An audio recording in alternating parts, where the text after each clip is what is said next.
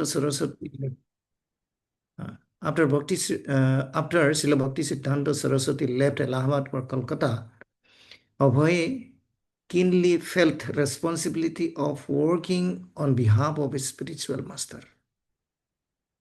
At the initiation, Srila Bhakti Siddhanta had instructed Abhay to study Rupa Goswami's Bhakti Rasamrita Sindhu, which outlined the loving exchange between Krishna and his devotees and explain how a devotee can advance in his spiritual life. ये important है. जब दीक्षा दिया, साथ में instruction तो दिए ही दिए, लेकिन एक स्पेसिफिक इंस्ट्रक्शन दिए. अभी उनको पर्सनली दिए या उस समय लेक्चर में सभी को बोले होंगे, ये मेंशन नहीं है. लेकिन नॉर्मली जब दीक्षा देते हैं, गुरु जो है सबको एकत्रित करके उन्होंने एक लेक्चर भी देते हैं, और लेक्चर में जो है कुछ बताते हैं क्या what to be do done, what not to be done. और यहाँ पर भक्ति सिद्धांत सरस्वती गोस्वामी ठाकुर उन्होंने ये बताया कि आप लोग सभी लोग जो है भक्ति रसामृत सिंधु पढ़ना ही है, क्योंकि Srila Rupa Goswami, it is like law book. Bhakti Rasamrita Sindhu was a law book for devotional service. तो इस तरह हम जब लीलामृत पढ़ेंगे तो उस समय हमको शिक्षा भी मिलता रहेगा कि जो शिक्षा श्रील भक्ति सिद्धांत सरस्वती गोस्वामी ठाकुर श्रील प्रभुपाद को देते थे, तो ये ग्रंथ के जरिए हमको भी ये शिक्षा मिलता रहेगा. Bhakti Rasamrit Sindhu was a law book for devotional service, and Abhay would study it carefully. He was glad to increase his visits to Allahabad Center, and bring new people.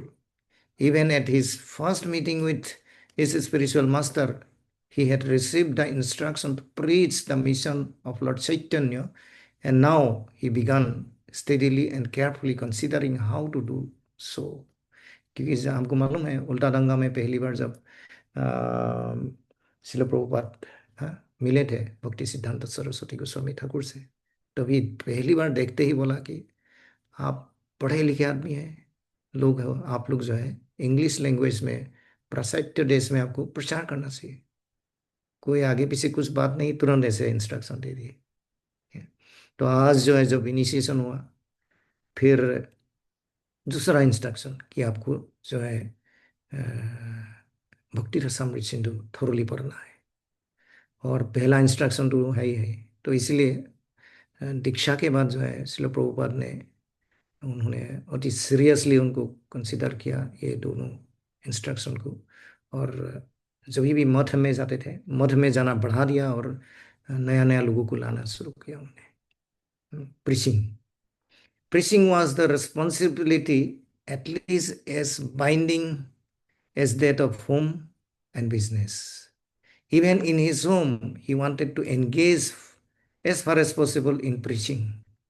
He discussed with his wife about his plan for inviting people into their home, offering them prasadam, and holding discussion about Krishna.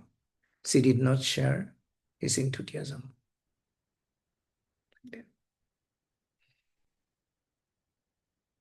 Oh, time is over.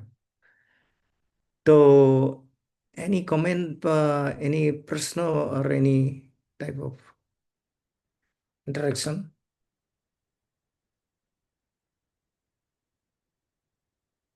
कि तो बस मैं शुरू ही किया था.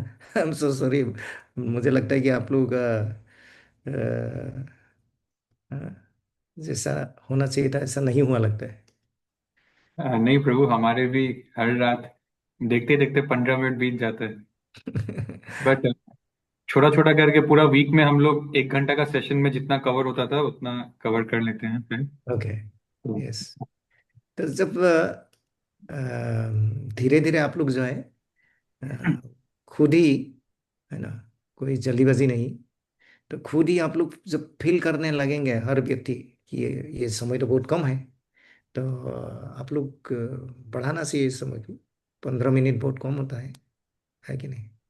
मेरे लिए तो मध्यान्ह तिमिरंदे से बोलते बोलते हो जाता है. हमारा मंदिर में 8 बजे क्लास शुरू होता है, मतलब टाइम, और व्यास आसन में बैठते हैं और एक्चुअल क्लास शुरू होते होते 7:15 तो बज ही जाते हैं। हाँ, उससे पहले कभी नहीं। एनीवे, तो at this point of time किसी का कोई प्रश्न?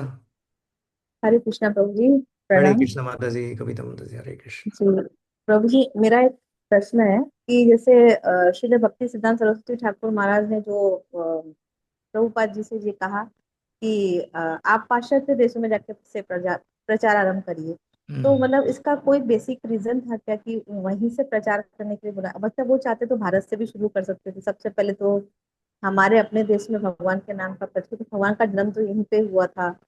तो हम्म। उन्होंने पाश्चात्य देश के लिए ही क्यों बोला? मतलब इसके पीछे का क्या हम्म। लॉजिक था, ये मैं थोड़ा जानना हम्म। हम लोग बहुत ज़्यादा उसमें फिलोसॉफिकल ऐसा वैसा वो डिस्कस नहीं करेंगे। तो हम लोग ऐसे ही कॉमन सेंस से भी ये समझ सकते हैं कि उस समय जो है भारत ब्रिटिश का अंदर थे, है ना। और अभी आप बिजनेसमैन, आप लोग सभी बिजनेसमैन बैकग्राउंड से हैं। आपका बिजनेस को जब अगर बढ़ाना है ना, आप पूरा जो है एनवायरनमेंट को स्टडी करते हो कि कहाँ कौन सा चीज़ का डिमांड है और कैसे एडवर्टाइज करना है, कैसे मार्केटिंग करना है इफेक्टिव, है कि नहीं। तो ये भक्ति सिद्धांत सरस्वती गोस्वामी ठाकुर बहुत ही इंटेलिजेंट व्यक्ति थे। और उन्होंने जो है ब्रिटिश होने की, ब्रिटिश शासन होने के कारण उस समय इंग्लिश मीडियम में एजुकेटेड थे, उस कल्चर में बड़े हुए थे। हाँ। और उनको मालूम था कि ये जो है प्रचार को अगर इफेक्टिव करना है, हम इंडियन वाले को बोल के कोई फायदा नहीं है, क्योंकि इंडियन लोग वही एक्सेप्ट करता है जो ब्रिटिश एक्सेप्ट करता है। हम्म। तो उनको पूरा पक्का मालूम था कि हमको अगर ये सक्सेसफुली वो प्रचार करना है, एक नंबर जो है, जो हमको वेस्टर्न कंट्री में करना ही पड़ेगा। और जब वेस्टर्न कंट्री में करेंगे, ये इंडियन लोग अपने आप लेंगे, है ना, लाइक दैट। तो thank you Prabhu ji. That was one reason. And secondly, ये सब जो महान व्यक्ति लोग होते हैं ना, महान भगवान का पार्षद लोग होते हैं, तो उन लोग का मिशन रहता है। उनका मिशन ये था कि पूरा world wide, not just India, world wide उन लोग का विजन बहुत बड़ा रहता है। श्रील प्रभुपाद खुद बोलते थे कि मेरा एक ही प्रॉब्लम है, मैं छोटा चीज़ें सोच ही नहीं सकता हूँ, जो भी करता हूँ बड़ा ही करता हूँ, है ना। तो उन लोग का विजन बहुत बड़ा होता है कि हमारे लिए हो सकता है गुवाहाटी से बाहर जाके प्रचार करना ही बहुत बड़ी बात है। तो उन लोग सोचते हैं पूरा वर्ल्ड वाइड। तो उनका प्लान ही ये था कि पूरा वर्ल्ड में प्रचार करना। तो लाइक, ओके। ठीक है। हम्म। और इन सबको मालूम था, चैतन्य चरितमृत जब भी गौड़ीय मिशन में थे, गौड़ीय संप्रदाय में, कि पृथ्वी से आज से तो नगर आता नहीं। सबको ये चैतन्य चरितमृत में जो भविष्यवाणी किया हुआ है कि पृथ्वी से आज से तो नगर आदि ग्राम सर्वते हो मूर नाम। तो ये मालूम है सबको कि हम लोगों में से ही किसी को करना ही करना है। तो सब लोग जो है इनको सब लोग ये सोचते थे कि हमको करना ही है ये करके, आज नहीं तो कल, राइट। ये गौड़ीय संप्रदाय में टू डू लिस्ट में लिखा हुआ था कि ये करना है ना। और जो बड़े लोग होते थे, जो ऐसा आचार्य लोग होते थे, तो वो लोग जो है इसको रेस्पॉन्सिबिलिटी जैसा लेते थे कि हमको ही करना है करके। तो जो भक्ति विनोद ठाकुर ने शुरू किया था एक्चुअली, उन्होंने एक्चुअली बाहर प्रचार करना शुरू, भक्ति विनोद ठाकुर, उन्होंने शुरुआत इनिशिएटिव उन्होंने लिया। बाद में जो है शिल भक्ति सिद्धांत सरस्वती गोस्वामी ठाकुर, उन्होंने अपना डिसाइपल्स को भेजे। फिर शिल प्रभुपाद ने एक्चुअली इनको इफेक्टिवली प्रचार किया। तो शुरू हो गया था शिल भक्ति विनोद ठाकुर का टाइम में। Okay, thank you very much. ठीक है। Thank you. धन्यवाद। हरे कृष्ण। ओके। प्रभु जी, मेरा एक डाउट था। यस। वो सेकेंड इनिशिएशन को क्या बोलते हैं? हाँ, ब्राह्मण इनिशिएशन। ओके। कैसा रहता है हमारा गौड़ीय संप्रदाय में, हम लोग ये भी पढ़ा कि शिल प्रभुपाद, हमारा एक ट्रेडिशनल, सबका एक एक हर जो है फैमिली में एक ट्रेडिशन रहता है। आप लोग का हर एक का अपना अपना फैमिली में गुरु रहता होगा, है ना। गुरु एक पंडित आके जो है आप लोग का फैमिली का जो भी ट्रेडिशन है, रिचुअल है, आके करता होगा, श्राद्ध वगैरह करते हैं। इनफैक्ट आप लोगों को जो है थ्रेड देते हैं, संस्कार कराते हैं। तो नॉर्मली धर्म कर्म मतलब वही उसी को माना जाता है ना। यज्ञ होम वगैरह कराते हैं, हवन कराते हैं।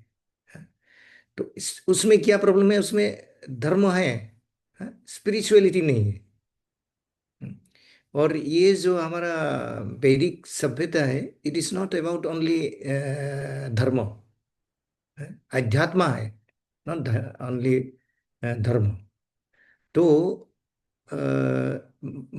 शिल प्रभुपाद जब दीक्षा के लिए बोले, तो उनका पत्नी ने बोला मैं तो ऑलरेडी भगवान को ऑफर करके खाता हूँ, है ना। घर में सब लोग प्रसाद खाते हैं, आरती करता हूँ, ये करता हूँ, सब करता हूँ। लेकिन शिल प्रभुपाद को मालूम था कि ये सब जस्ट रिचुअल है, जब तक इसका हम इसका शिक्षा और दीक्षा नहीं लेंगे, इसका कोई मीनिंग नहीं है ना। तो ये इसलिए उन्होंने दीक्षा के लिए है। और हर संप्रदाय का अपना अपना एक सिस्टम होता है दीक्षा का। तो हमारा गौड़ीय संप्रदाय में सिस्टम ऐसा है कि जो व्यक्ति जिसका आ, भक्ति में आए, भक्ति में आने के बाद जो है भक्तों का संगम में आए, आने के बाद उनको ऐसा विश्वास बढ़ने लगेगा, बढ़ने लगा, है ना। श्रद्धा बोलते हैं जिसको। तो श्रद्धा पे क्या होता है कि हमको और आगे बढ़ना है, हमको सीरियसली प्रैक्टिस करना है अध्यात्म, आध्यात्मिकता। तो तब जो है वो गुरु का आश्रय लेते हैं, है ना, क्योंकि it is a part of the process. तो वो पहला जो दीक्षा होता है उसको बोलते हैं हरिनाम दीक्षा। हरिनाम दीक्षा में क्या होता है, गुरु जो है अपना डिसाइपल को गुरु खुद अपना हाथ से जपा करके माला देते हैं कि ये जपा से आप रेगुलरली डेली 16 माला या वटेवर। उस समय हरिनाम में शायद मेरे ख्याल से 16 माला नहीं, 8 माला या 4 माला करना पड़ता था। और ये इसको बोलता था हरिनाम इनिशिएशन। उसके बाद हरिनाम इनिशिएशन इज नॉट सफिशिएंट। हरिनाम इनिशिएशन से आपको केवल नाम जप करने के लिए परमिशन मिल गए। उसमें आपको क्या नहीं मिला कि आप भगवान का वर्शिप नहीं कर सकते, क्योंकि वर्शिप करने के लिए भी आपको कुछ क्वालिफिकेशन चाहिए। तो उसके लिए आपको ब्रह्म दीक्षा लेना पड़ता है। तो गौड़ीय संप्रदाय में तुरंत ब्रह्म दीक्षा नहीं देते हैं, देखते हैं हरिनाम दीक्षा हो गया, वो सफिशिएंटली उनका पढ़ाई अध्ययन वगैरह सब ठीक है क्या, नॉलेज ज्ञान वगैरह आया क्या, सीरियसनेस आया क्या, देन उनको फिर सेकेंड इनिशिएशन या ब्राह्मण इनिशिएशन देते हैं। तो शिल प्रभुपाद इतना सिंसियर थे कि एक ही साथ उनको दोनों दीक्षा दे दिए, एक ही दिन में, राइट। तो इस्कॉन में ऐसा भी घटा है कि एक ही दिन में हरिनाम, ब्राह्मण इनिशिएशन, इवन सन्यास इनिशिएशन भी हो गया, है ना। ऐसा भी हुआ है, सेकेंड इनिशिएशन और बाद। Okay, thank you. धन्यवाद प्रभु जी। हरे कृष्ण प्रभु, इसका कोई एग्जाम्पल है एक ही बार में संन्यास इनिशिएशन भी मिल गया? सन्यास इनिशिएशन उनको मिला था ना हमारे गौर गोविंद स्वामी महाराज को। ओके ओके, मैं मुझे भी लग हाँ, रहा। थैंक हाँ। यू। और वो भी इंटरेस्टिंग है। गौर गोविंद स्वामी महाराज को ही मालूम नहीं कि मेरा बस संन्यास लेने वाला। हाँ। तो वहां पर ऑलरेडी संन्यास से पहले उन्होंने सीट बना के रखा है अलग अलग जगह पे, ये फलाना यहाँ बैठेगा, यहाँ बैठेगा, ये बैठेगा, ऐसा करके। तो एक जगह खाली है। अब गौर गोविंद स्वामी आए, प्रभुपाद से पूछा ये जगह किसका है। तो प्रभुपाद ने बोला कि उनको एक हिंट्स दिया कि तुम बैठ जाओ। वो जाके बैठ गया, बाकी लोगों को मालूम नहीं ये कहाँ से आ गया है। तो गौर गोविंद स्वामी महाराज इतना एडवांस थे कि जब बाकी लोग कंप्लेन करने लगा कि जो है इनको कैसे ऐसे मिल गया करके। तो प्रभुपाद ने बोला ये तुम लोगों से एक जन्म आगे है, not just year, 1 year 2 year.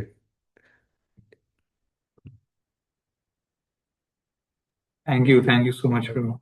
हरे कृष्णा, बहुत बहुत धन्यवाद। मुझे ये भी अच्छा लगा आप लोगों का संग मिल किसी मिल और का कोई सवाल है? पूजा माता जी, सुनैना माता जी, एंड मनीषा पुष्पिता माता जी, एनीवन हैज अ क्वेश्चन, आप पूछ सकते हैं। नो आपका क्वेश्चन प्रभु, लेकिन आपका सुन के बहुत अच्छा लगा। Thank you very much for giving us so much. इतना अच्छा प्रीच आपने किया कि हम अपने भक्ति जीवन में थोड़ा और सुधार कर सके और प्रभुपाद के दिखाए हुए रास्ते पे और गुरु महाराज के दिखाए हुए रास्ते पे हम चल सके। हरि बोल, हरे कृष्णा। हरे कृष्णा। हम लोग बहुत ही थैंकफुल है कि प्रभु रात के इस समय पर भी हमारे लिए अवेलेबल है।